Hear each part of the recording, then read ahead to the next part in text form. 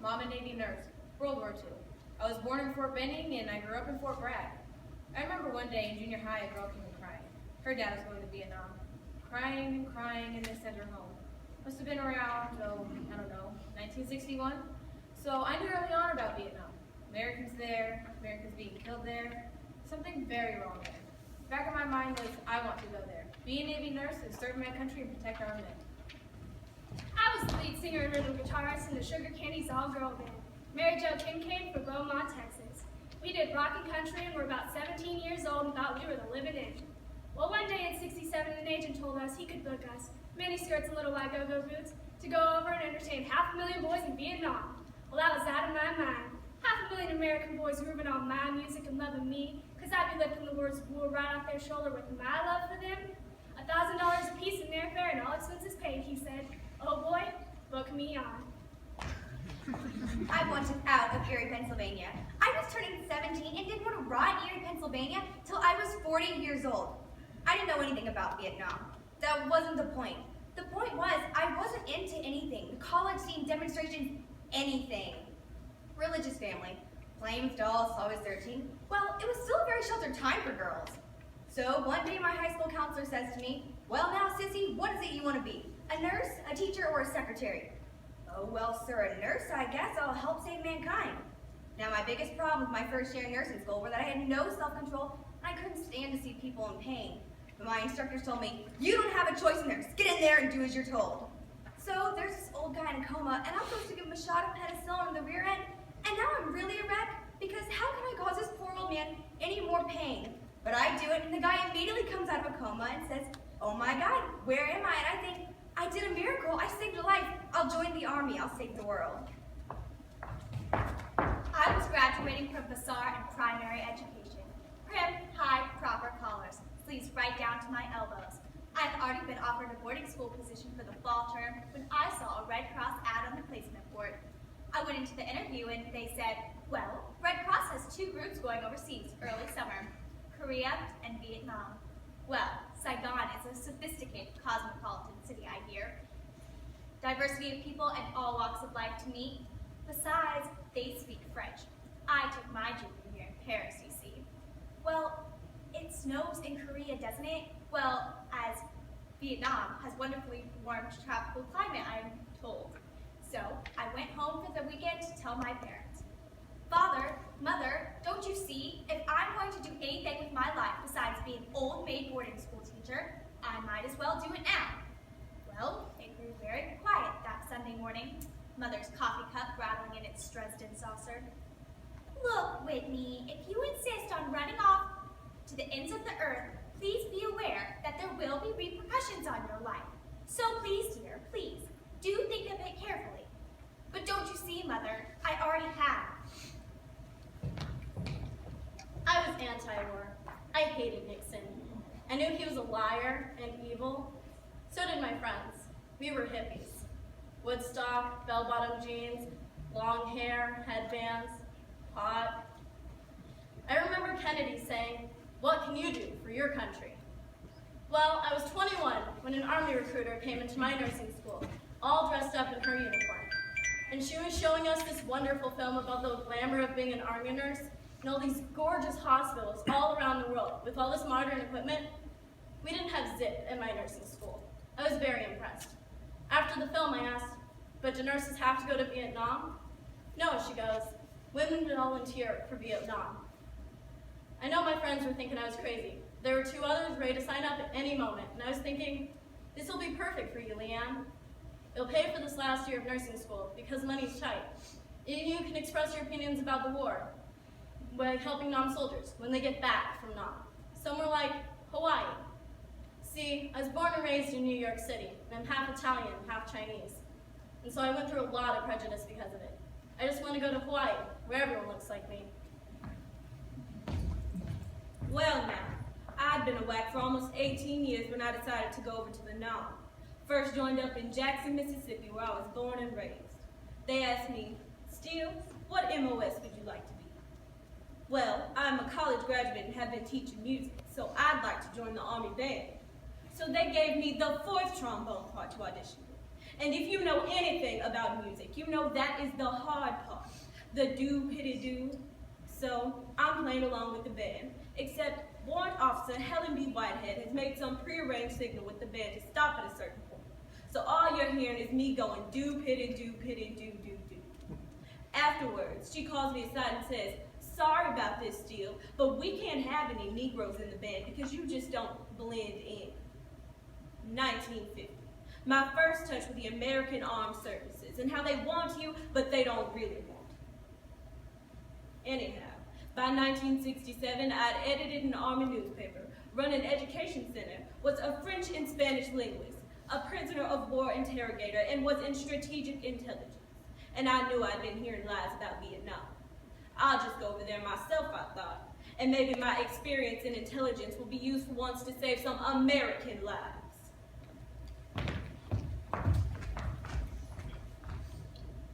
This old gal, she played one. She played knick-knack with my thumb, with a knick-knack, paddywhack, give a dog a bone.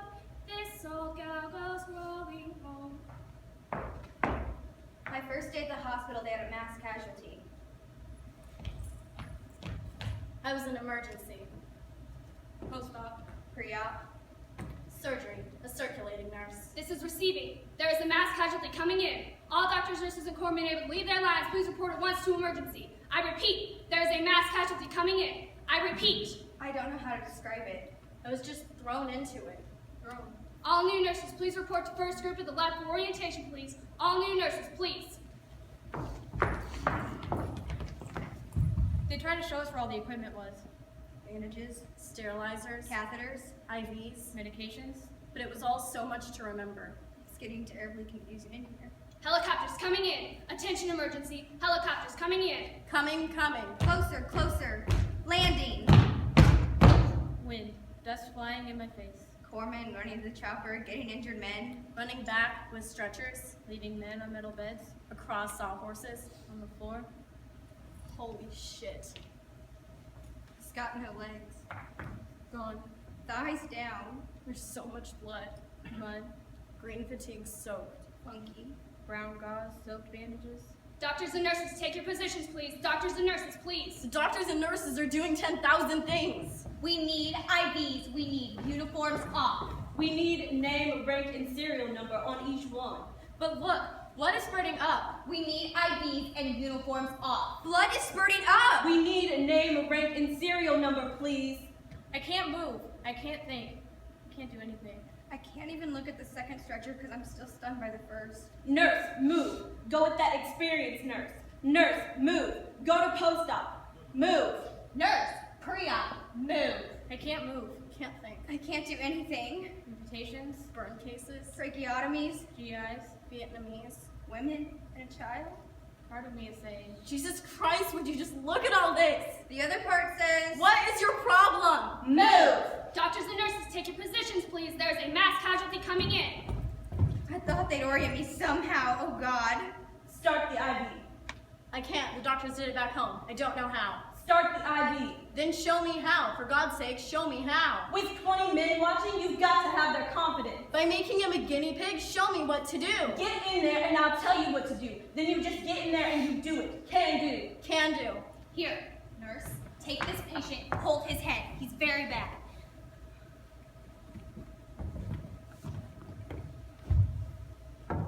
Turn, and I look at this patient.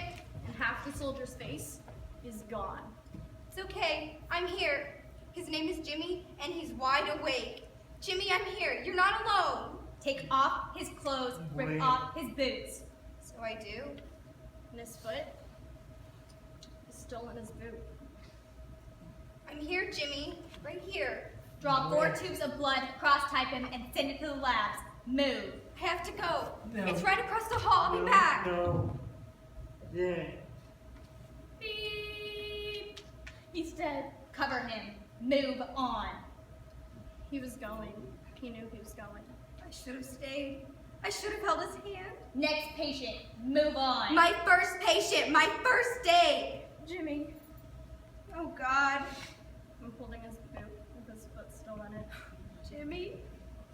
I'm gonna pass out. I fall across it.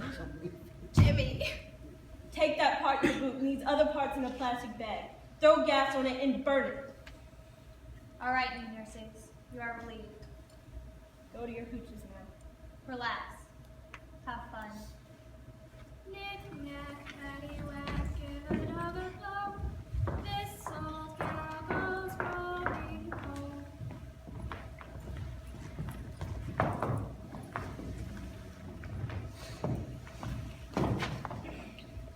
Well, started drinking in Vietnam.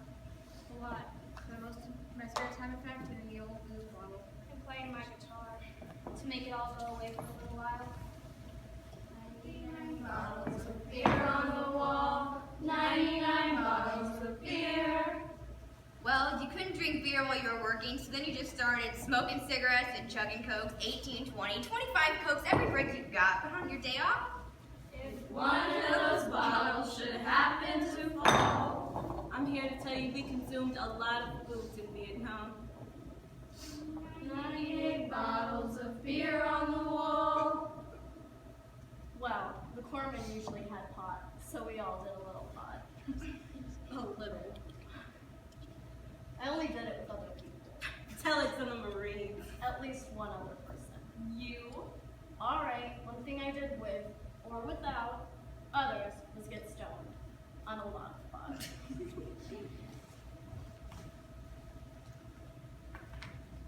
I get by with little help from my friends. I get high with little help from my friends. I try with a little help from my friends. I get by with a little help from my friends. I get high with a little help from my friends. And then, the call came. Attention! There's a mass casualty coming in. All staff, please report to positions immediately. All staff, I repeat, there's a mass casualty coming in. well, it was a long crawl from your hooches to the operating room, but none of us were going to stand up that night. Monday night, 2 a.m. Running, crawling, slithering along here in Vietnam. Patients start coming in, one after another after another. I've never seen so many patients in my life. Here's a yellow sheet of paper. Make a list. Worst one's at the top. But they're coming so fast. I keep crossing out names, Start using numbers instead. numbers dancing down the page. And then someone worse comes in. And I put his number at the top. Oh, just got to. Hawkeye numbers dancing down the page. We put a patient in a room. Bring another on the floor, up close, outside the door. Waiting for that room. Working round and round the clock. No time to eat. Just shoving bread down with cokes. And more. And then, doctor comes, popping Benzodrines in our mouth, checking off our names, moving on. 4 hours later, and he's back, popping more bennies in our mouths. More names checked off.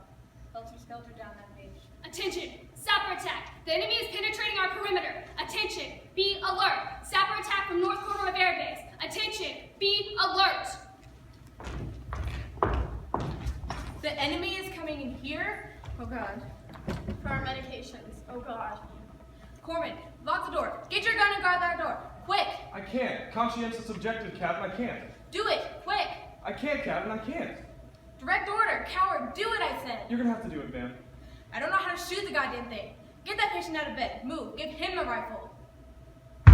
The ward is hit! I'm hit! Shrapnel flying through his head. He falls on me. Dead. The lights are out. Open the flashlights. Chunks of flesh, blood, on the walls. Screaming, yelling, smell of burning flesh. My patients. Wounded, again. Killed in their hospital beds.